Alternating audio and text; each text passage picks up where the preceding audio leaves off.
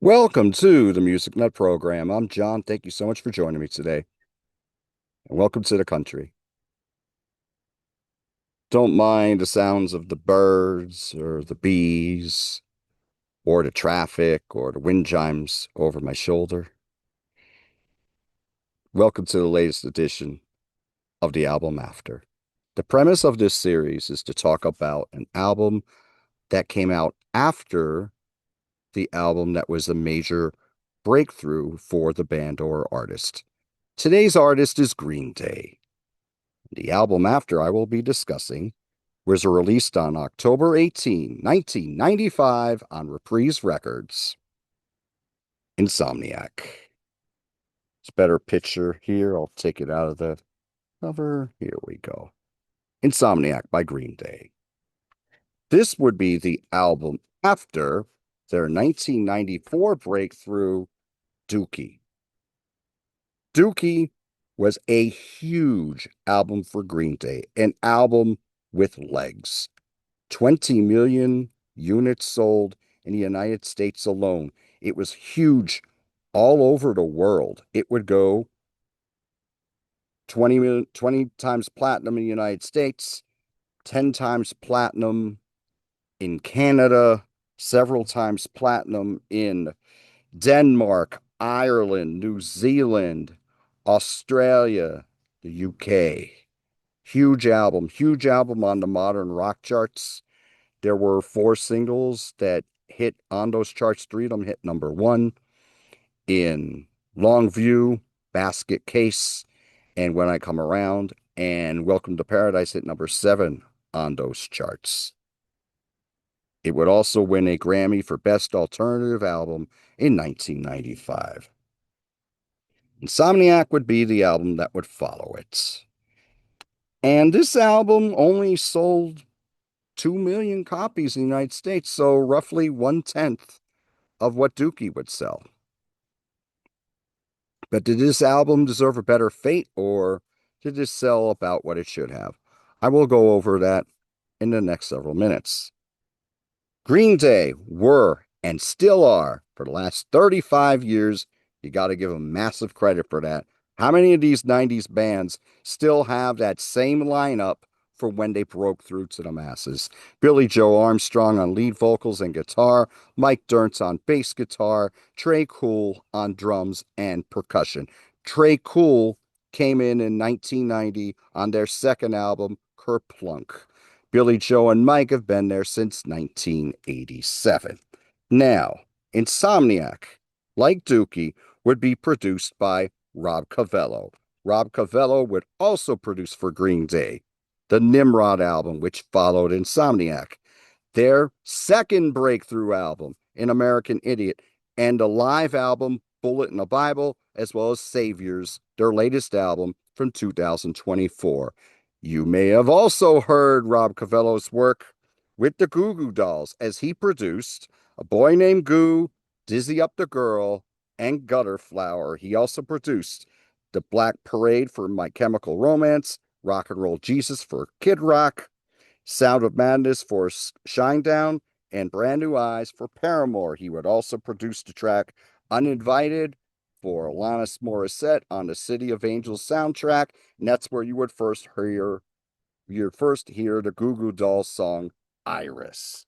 So, this is Insomniac. Let's go over the tracks. First track is Armitage Shanks. This is a kick-ass opener on the same level that Burnout was on Dookie. You have a lot of the same things on here that you have on Dookie. We got a lot of very fast-paced songs that are very catchy, and this is certainly no exception to that. Brat is the next track. It's very driving and catchy as well. Very cool track. Stuck With Me would be the second single. Now, I never heard Stuck With Me back in 95. I've never heard that song on Rock 107 or any alternative rock stations or power rock stations or anything like that. Never heard it here. But it was a number 26 hit in the UK. and it hit number 46 in Australia. When I listened to this song, it deserved a better fate. This sounds like something that the Jam would have wrote for In the City or This Is the Modern World. You hear more of a British punk sound on this album compared to Dookie. And I'll go into that further as I talk about other songs on here. Now, the first single we all heard here in the States was Geek Stink Breath. 2 minutes and 15 songs, comes in, kicks your ass, and gets out. Very cool chorus on it. A lot of punch in the guitar lines on here. Mike Dirnt's bass is way up front, just like it was on Dookie. Great counter bass lines on here. Very, very catchy. And that bass really carries the song. The next track is No Pride. No Pride is one of the best songs on the album.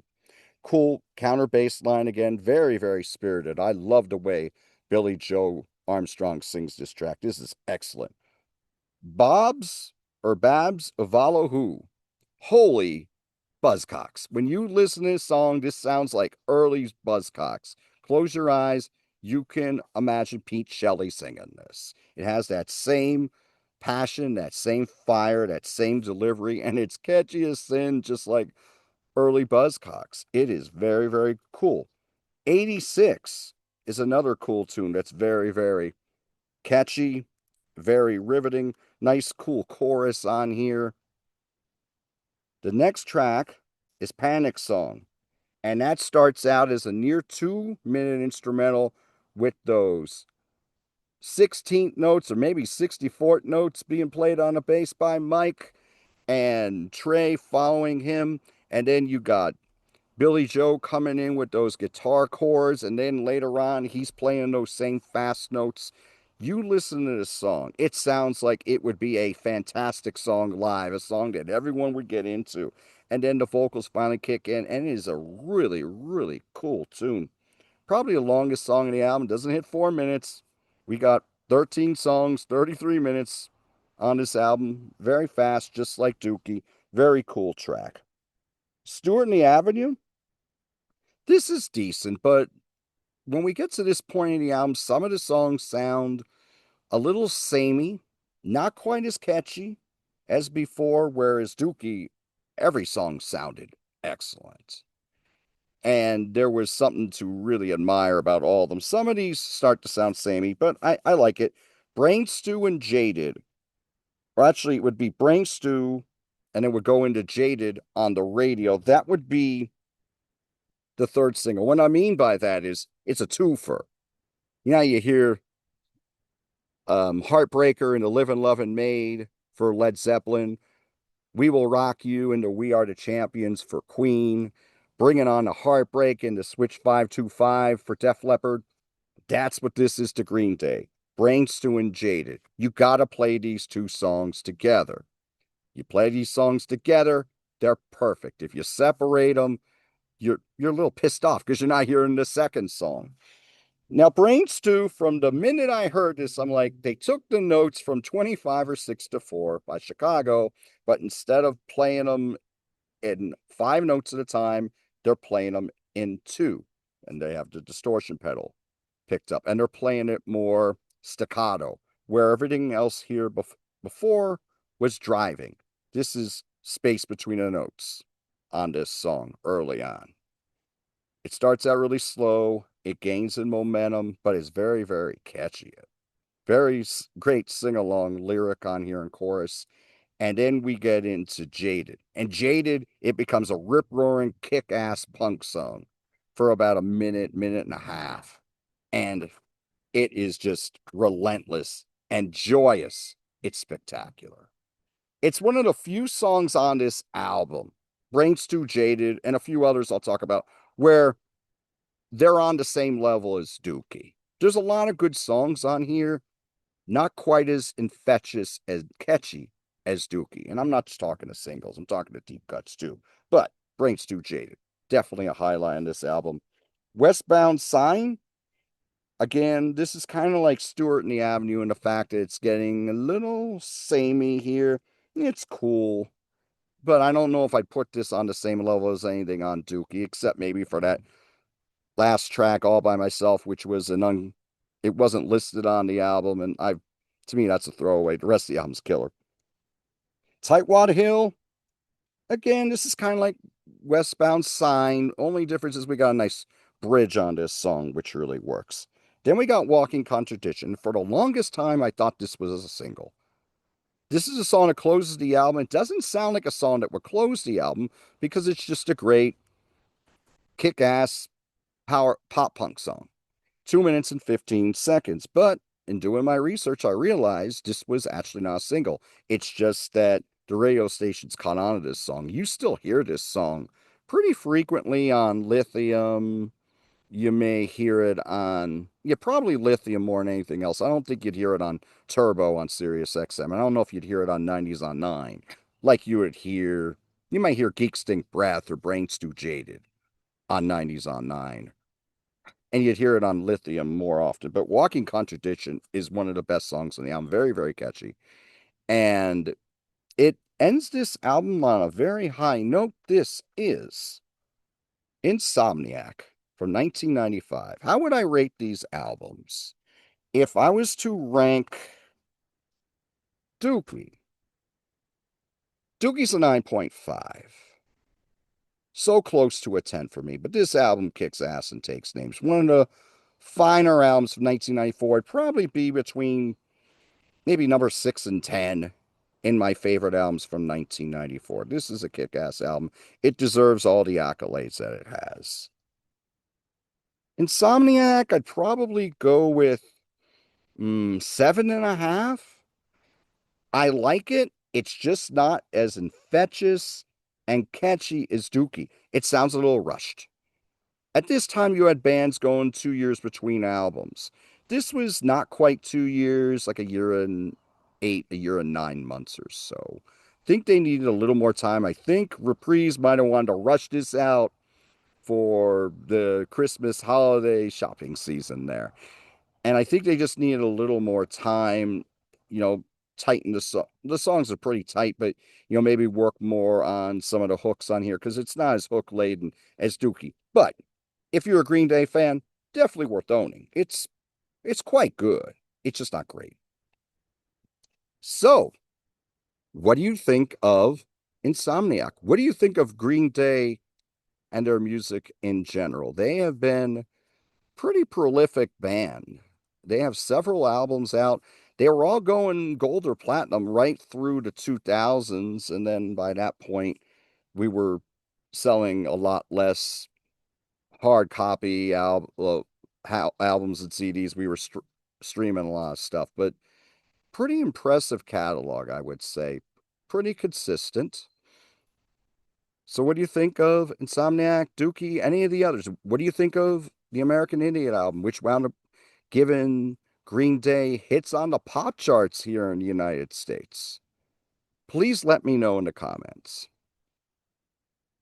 Just to give you some upcoming programming notes, I have a show coming up today. Today is July 4, 2025.